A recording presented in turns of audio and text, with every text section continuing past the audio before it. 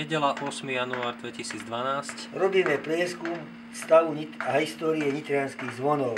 Nachádzame sa v kostole svätého Urbana na Zobore, vo väžovej časti, vo väžovom oddelení a robíme prieskum troch zvonov, ktoré sa tu nachádzajú. Prvý zvon je bez údajov, druhý zvon je zvon patriaci Panny Márii a tretí zvon je najcennejší, to je zvon, ktorý má ešte klasickú šesťramennú korunu. Na ňom sú dva reliefy. Na čelnej strane reliefu je svätý Ján Nepomucký s krížom a s mučenickou ratolesťou. Na druhej strane je relief svätej Rodiny.